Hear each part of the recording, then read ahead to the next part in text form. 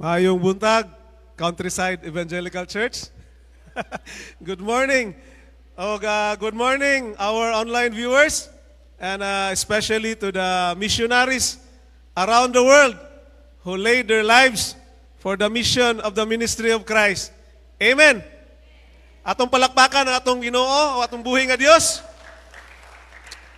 This month of October, we started it as the Kamakop Missions Emphasis Month.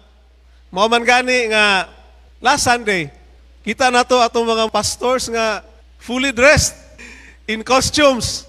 Og nakita sa nato didto nga i-monopolize man nila ang worship service.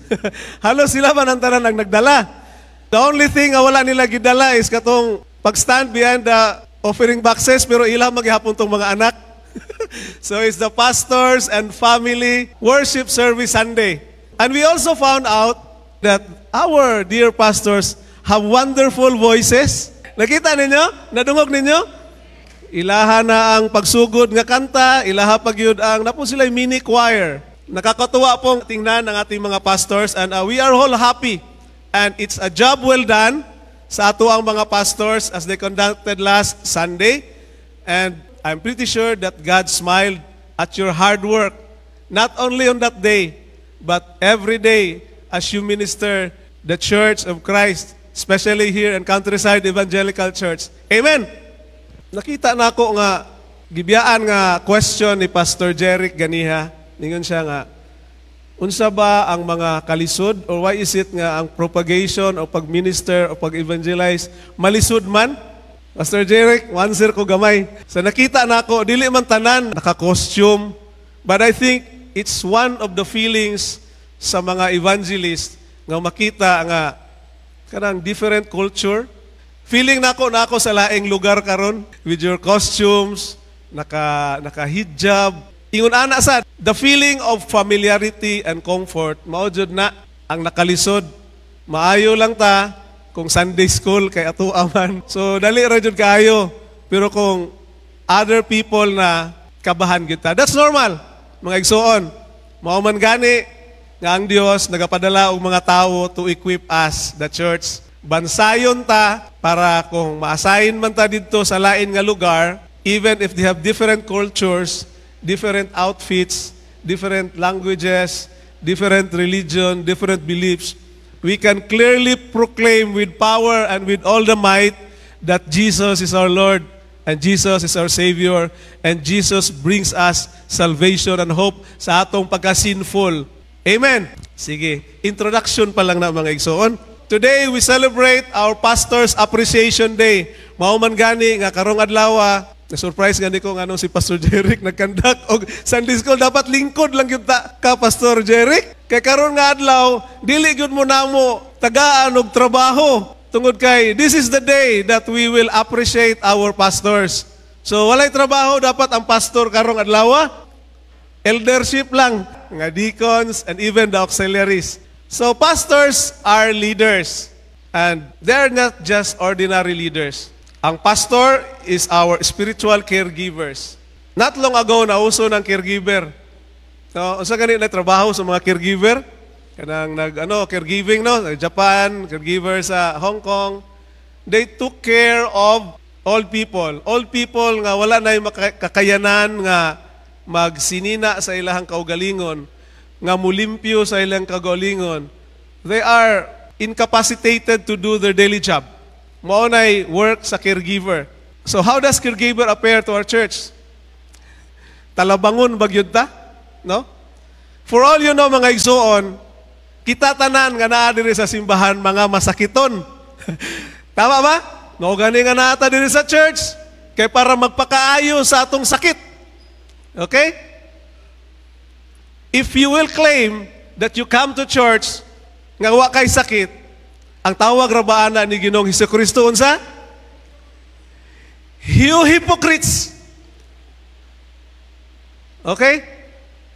That is why ang atong mga pastors naana sila as our spiritual caregivers, giving us the advices, giving us the prescription more than a doctor can give. They are our protectors.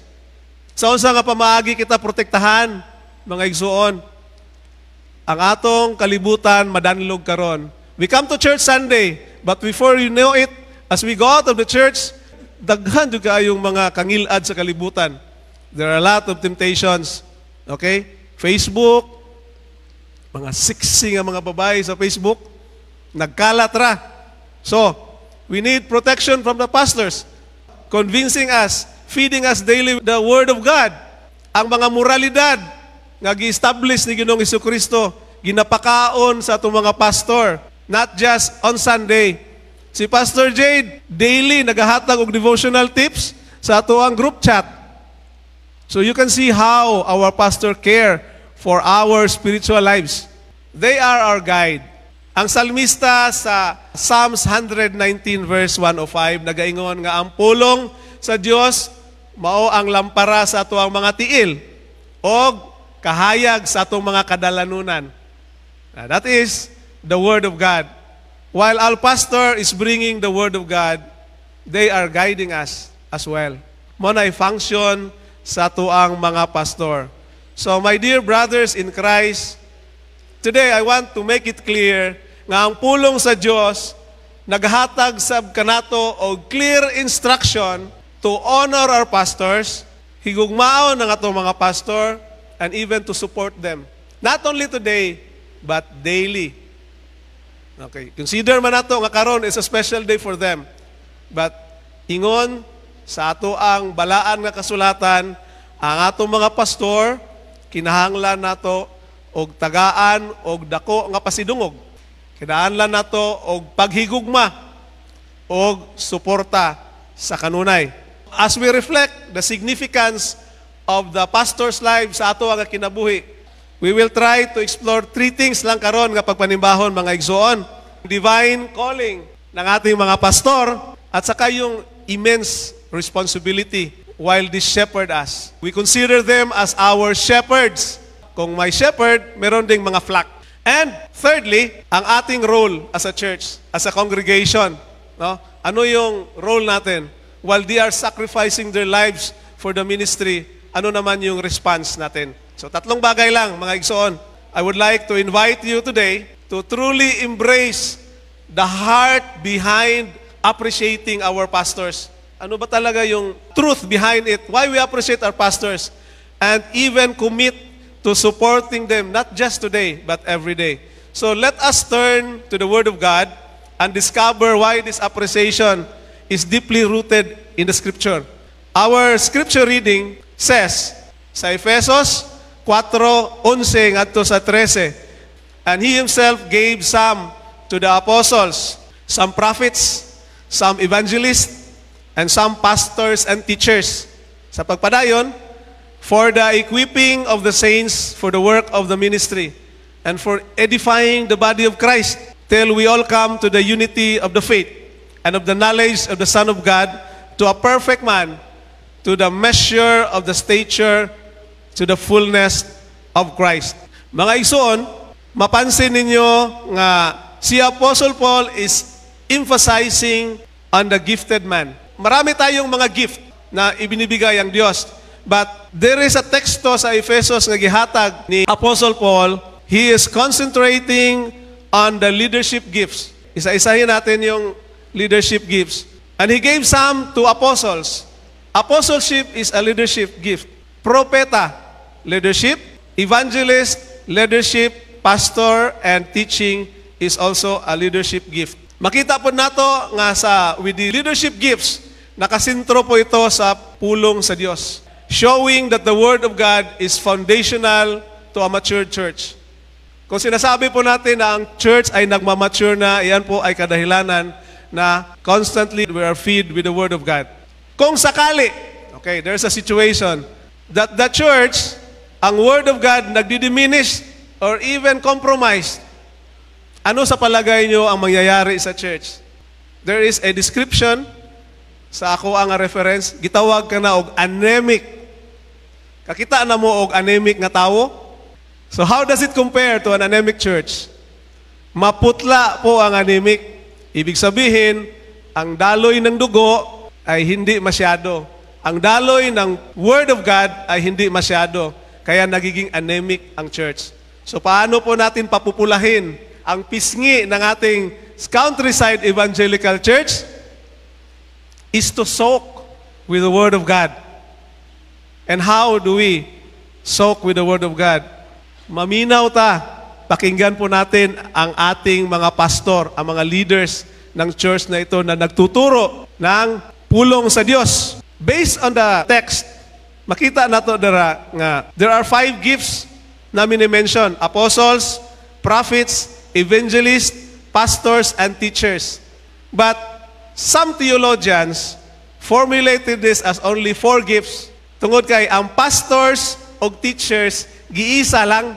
Giisa siya in a sense nga ang nag-connect sa pastors and teachers is a definitive, how you call this one in grammar, definitive article, nga kung i-combine mo ang dalawa, mahimo siyang one. And scholars view this as the pastors must be teachers. Requirement na isang pastor, dapat marunong siyang magturo. Pero hindi kailangan na ang teacher ay lahat ay magiging pastor. Some teachers become pastor, but not all. Mauman gani nga yung mga teachers natin, makikita natin sa ating mga Bible schools. They hold office in teaching in the Bible schools, and yet they are not in the duty of taking care of the flock. Wala man sila gidala nga simbahan. They are in our seminaries, taking care of teaching the Word of God, but they are not in the duty of shepherding the flock. So, ingon ana, no? So, sakya na to. There are only 4 gifts nga gi-mention. But we will be focusing on the pastorship. But before that, pahapyaw lang. Ngayon, the Lord gave some to the apostles. Apostles means sent out one, mga tao na pinapadala. And there are 2 senses mentioned in the New Testament. Unang-una, apostles referred or used by the 12 apostles sent out by our Lord Jesus Christ, along with Apostle Paul, along with James. So, mga to sila mga sinauna. In a modern day times, they are called missionaries. So, naana na sila, kana sila apostles, ang tawag ana nila. So Jesus did that. Some people, they give the function of apostleship. The Lord also gave some as prophets. So ang mga propeta, along with the apostles, they laid the foundation of the church as they received a direct revelation from God. Mao maganito sa una nga ang mga propeta, mao'y muduol sa mga hari because they received this revelation warning the kings nga mao ni mahitabo kung dili ka musugot sa katuyuan sa Diyos. So, propeta po ang gumagawa niyan. And the Lord gave some as evangelists. So, nakaingon ta nga, ang evangelists are all proclaiming the Word of God as it relates to people's need of salvation. Normally, nagtatravel po ang mga evangelists. But they not only do preaching, but they also help in the equipping. So, people can do better in the ministry. Para dadami po tayo na magpipreach at magbiminister. And lastly, the Lord gave some to pastors and teachers, which is gilink ni nga duha ka word with a single definite article, ginatawag, which leads the scholars to view them as a single gift. The word pastor means shepherd. It is the only noun in the New Testament that is used to refer a ministry sa church. So kuminta nga, pastor man na siya, so it is a ministry. Kung po tag pastor man na siya, noun po na siya, iyaha po na nga title. So, they can be used interchangeably. The pastor looked at the task from an analogy of a shepherd and a flock. Kumiyunta nga, pastor na siya, pastol, o naasa ay flock. Ang pastor o ang pastol, nag-feed sa iyahang mga flock of sheep. Also does the pastors feed us, teach us with the Word of God. Not only that, a shepherd guards his flock against sa mga lions, the rascals, mga animals, and so does our pastor. Ang mga pastor sa nato, they are guarding us against evil. Imagine, when we go out of this church, naadin ha, si Satanas, naghulat ka nato. Naadin ha, ang mga babae nga naka-miniskirt, nga mutintal ka nato. Naadin ha, ang mga maskulado. Naadin ha, ang kahilayan. Naadin ha sa unahan, ang bulangan sa apupong. Naadin ha ang STL. Kasi ba'y nagapusta pa din gustong mamilyonaryo, undangin na na mga igsoon. Dugay na kung niundang ana. Apilsan ko nga nanimpalad ana, pero wag yun. That is part sa protection nga ginahatag sa ato ang pastor. The pastor should guard the flock against the wolves. And lastly, to care for the flock. Dili lang siyang mag-guard, alagaan usab sa pastor ang iyaha nga mga katawhan.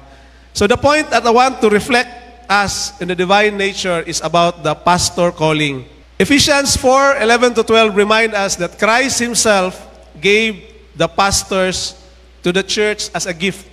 Haven't you realized that? Ang pastor nagatrabaho diri, kita usab nagasimba, but unknown to us, God is giving us the pastor to this church as a gift. Kung sa gani ng gift, kung kita hatagan ta og gift, malipay ba yata? So nalipay ba mo nga gihatag si Pastor Jade, si Pastor Jeric, si Pastor Neil, si Pastora Yvonne, si Pastora Mek sa atua as a gift from God? Dapat malipay ta kay hatag man na sa Dios.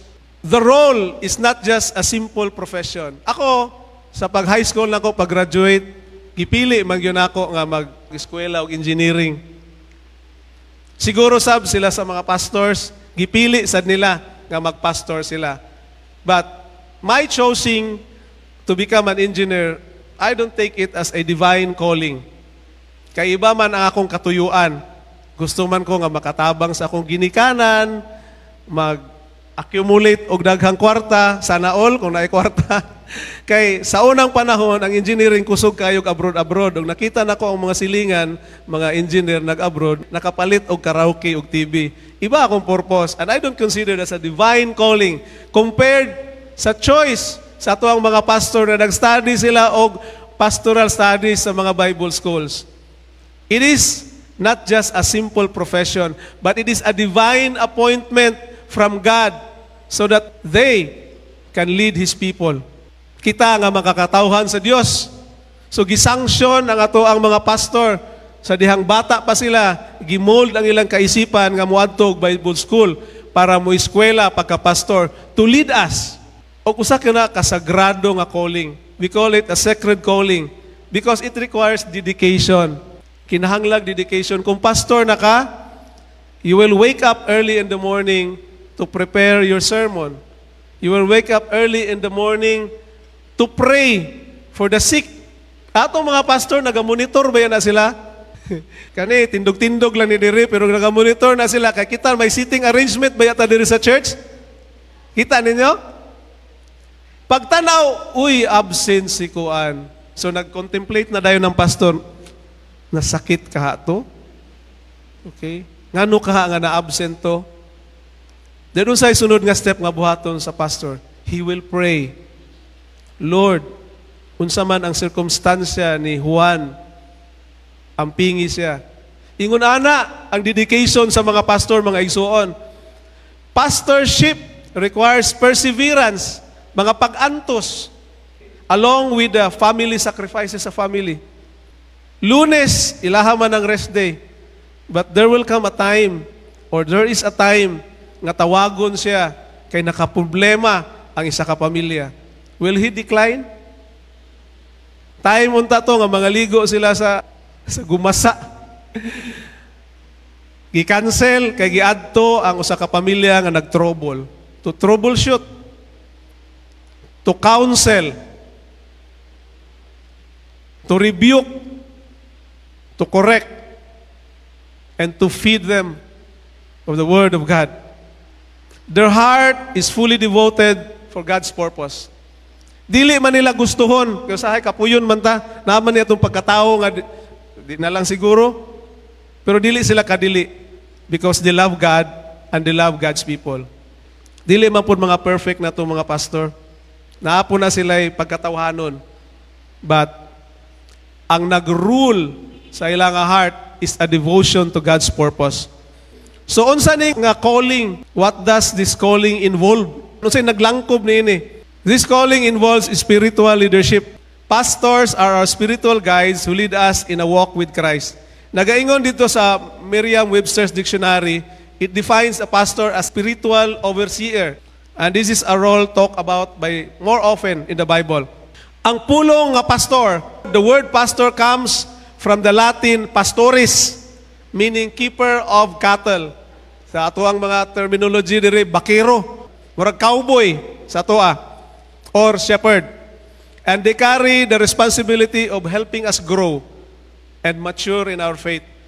Malipay o dako yung kalipay sa usa ka pastor kung ang matag usa ka nato mutindog na diri sa harapan ug mutudlo og Sunday school. But teaching, mga igsoon, is not only involves academic teaching. Kanang murag maayo na jud ka kaayo. Tuhog na jud nimo kaayo ang Biblia. Pasikot-sikot, patambling-tambling tuhog na. But it is not, di na siya ga-involve kung yun ana lang nga academic. But it involves a life nga nag-follow sa imuha nga ginatudlo.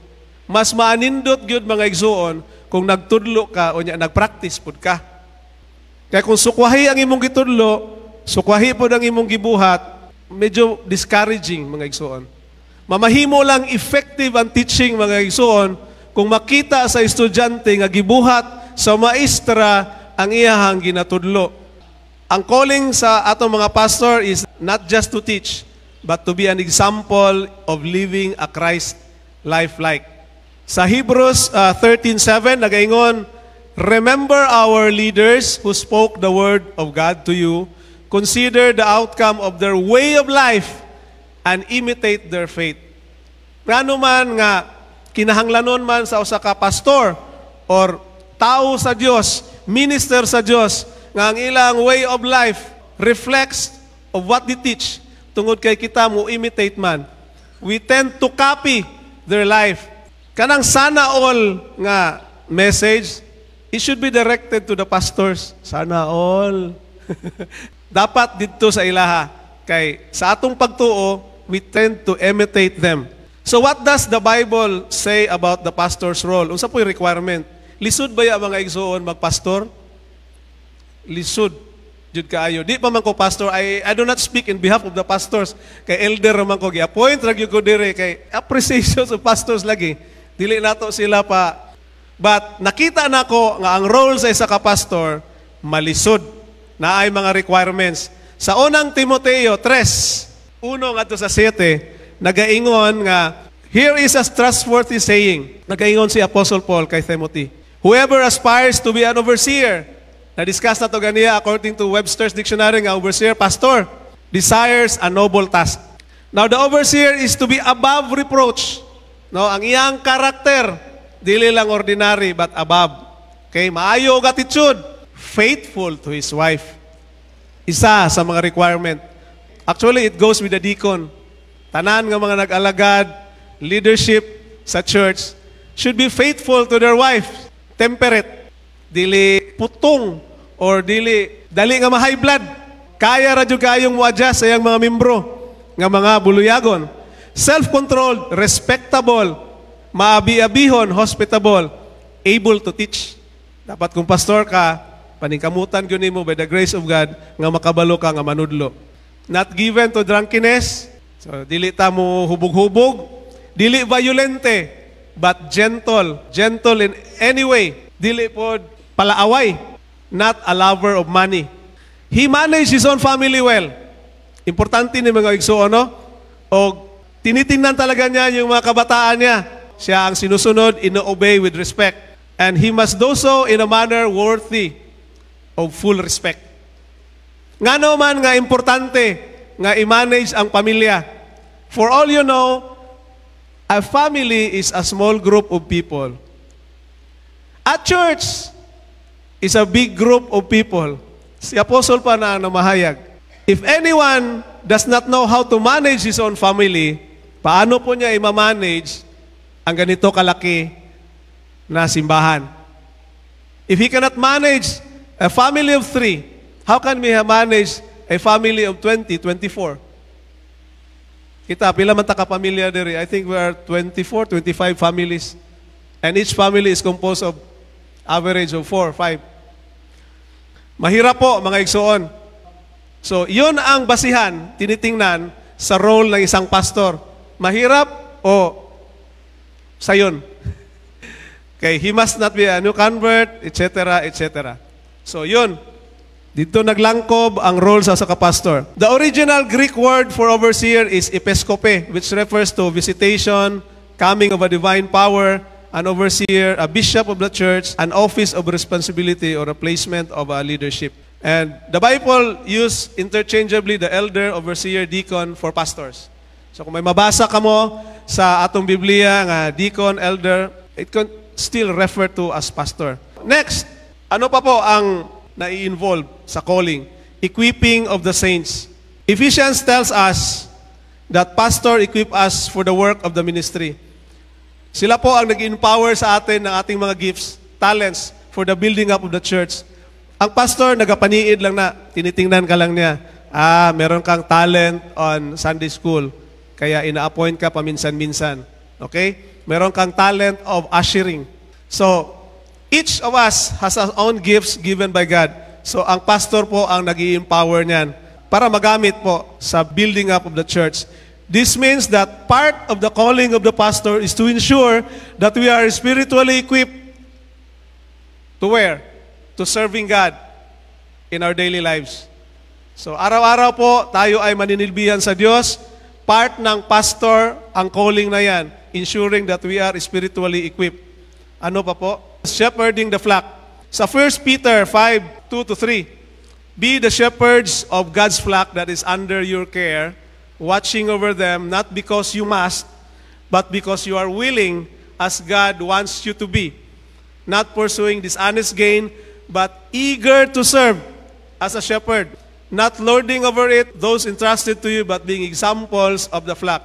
Paulit-ulit nga gi-mention nga ang shepherd dapat magiging example siya sa iyahang mga congregation. Punta na po tayo sa pangalawa. May tatlo man tayong dapat i-discuss ngayon. The heart of the pastor. Sa panunungkulan po ng pastor, ano po yung makikita natin sa kanya? Sinasabi na dito na shepherding should be with love and should be with sacrifices. Sa analogy nga itong ipapresent mga igsoon, nagpresenta og shepherd of flock. Any time of the day, ang shepherd, nagadala ko na siyang tungkod. Kay muatak man niya ang mga lions, kanang mga wolves. So, you need to be dedicated. You need to learn to love your flock para you will fight for them. You need to extend sacrifice. Nagaingon dito, kinsa ba ang ultimate shepherd sa ato based on our faith? Si Ginoong Jesucristo. Jesus Christ is our ultimate good shepherd.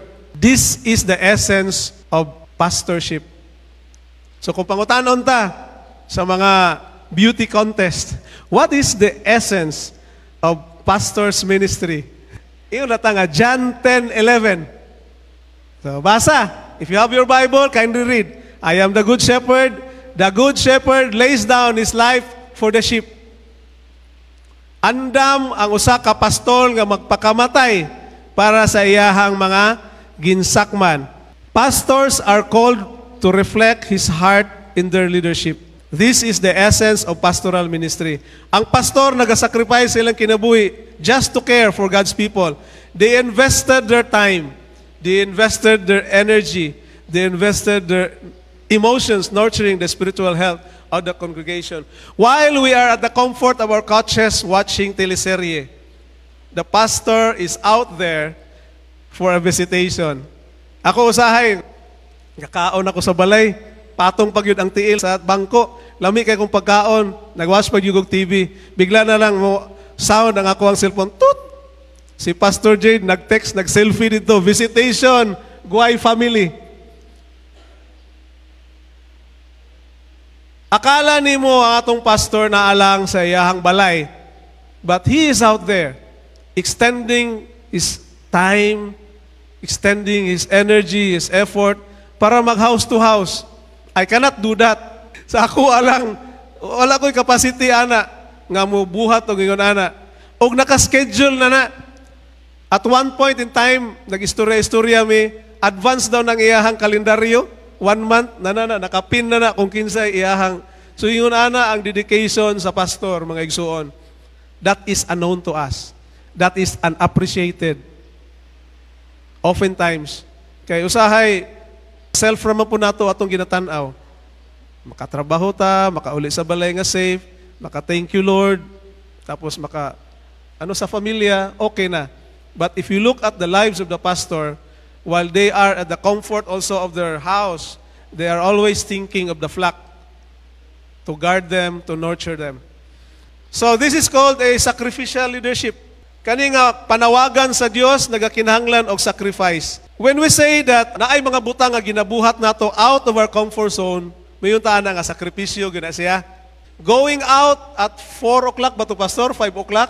It's a sacrifice. Lami pa ba yung itulog na ana nga panahon? It's a sacrifice leadership. Nakamata man ko ato, Pastor, pag text nimo mga 4:30. Isa tong willing magpaabot ra jud mi diri sa simbahan. Luoy kayo ato ang pastor. Wala gyud mi. I'm sorry, Pastor, wala gyud mi ka join you in the prayer. They do this not out of obligation and because of their love for God and His people. Tungod kay as Jesus laid down His life para sa simbahan, the pastors laid down for the lives of their flocks. Emotional and spiritual burden. So dinhin na no sulod. Nabayay po'y kabug-aton o burden ang atuang mga pastor. The role of a pastor comes with a great emotional weight. Kay usahay kung mo-comfort sila o membro, absorber baya sila sa tanan nga mga acidic nga situation. Kung dili lang gyud ka kanang matured enough na to accept it, mahimo baya po ka nga acidic sa kalaunan kay problema sa anak, problema sa pamilya, problema sa pananalapi, problema sa sakit, problema, tanan nga problema isugid sa pastor. So unsa may maging hatabuan na? Ipati ikaw nga pastor, kung dili lang gyud ka strong, mahimo sad ka acidic. So there is an emotional and a spiritual burden nga gipas-an ang mga pastor. Sa 2 Corinthians 11:28, besides, si Apostle Paul namulong, besides everything else, I face daily the pressure of my concern for all of the churches. Si Apostle Paul ang nagakabalaka sa tanan nga nagakahitabo sa membro niya sa iyang simbahan. So pasan niya ang kalibutan, mga igsoon. In other words, pastors feel a deep concern of their congregation's spiritual welfare and they often carry the weight of the challenges their members face. And in between God and that person, our pastor stands in between. Muna'y ginatawag nga interceding with prayer. Our pastor cried for us silently. Natay ginapaampuan nga sakit nga halos dili na gyud maayo. Our pastor cried for you, my dear brothers and sisters. And they are filling the gap between you and God. And even we don't see the battles they fight in our behalf.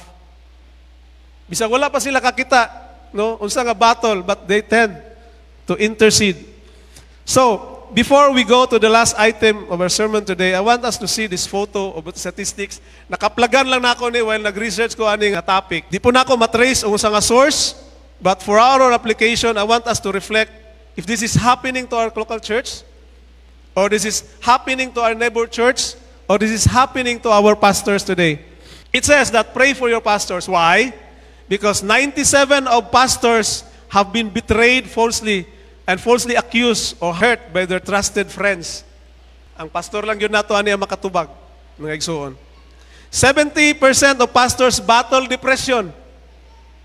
Naa na ba mo ani nga stage, pastor? Pila na ka percent nga nag-depression sa kadaghan sa problema sa ato ang nga mga membro? O ingunani bagyod kabuluyagon nato mga membro. 7,000 churches close each year. Mga kabalaka usab ato mga pastor, kay ngano man nga naamay mag-close na simbahan, ibig sabihin, wala na bagyo interes ang mga tao nga musimba. Isa sa mga bagay nga kabalakon sa ato mga pastor. 1,500 pastors quit each month. Sa isa ka bulan, 1,500 ka pastor ang muquit daw. Siguro kay sobra-sobra na, no? Sobra-sobra na ang pressure. And 10% will retire as pastors. Ibig sabihin, walay pastor nga mulungtad sa pastoral ministry nga moabot og 60. Muundang. 10% na lang ang mabilin. That is why we need to pray for our pastors. No? To give them the strength and the guidance that God will use them mightily for His ministry despite all the odds. Dali lang kahit ang maingon ano, pero dili baya gyud lalim sa kinabuhi sa pastor. 80% of pastors feel discouraged and 90% of pastors' families feel the pressure of ministry. Kani siguro, makita magyud nato ni, kung dili man ma-pressure ang pastor, ang iyang pamilya, kay wala na may time. 70% of pastors have no close friends. And 90% of pastors report working 55 to 75 hours a week. Kami sa kumpanya, required na 48 hours a week. That is 8 hours, 6 days a week with 1 day, rest day. Kani, akong ikwinta-kwinta, 75, maigo ni siya 10.5, working 7 days a week. So, walay rest day. Luoy sa datong mga pastor. Malisod. That's why, duhag yun, pray for your pastor. Sa ilalong pod, pray for your pastor. Mupadayon ta. Mauni nga ako ang gisingit yun kay mauni ang sunod nato nga topiko. The role of the church, unsa pod ang ato ang katungdanan sa ato ang mga shepherds. To honor, shall we support them? Or shall we pray for our pastors? So we have here a scriptural reference sa unang Timoteo 5:17. The elders who direct the affairs of the church are worthy of double honor. So kung ang isa ka estudyante na ay medal, isa, dapat ang pastor, duha, double honor, especially those whose work is preaching and teaching. So walay laing ipasabot ani, pastor. The pastor preach and the pastor also teach. The Bible not only outlines the responsibilities of the pastor, kato akong gimension, no, nga dapat faithful ka sa wife, gentle, but the congregation also have its counterpart responsibility to the pastor.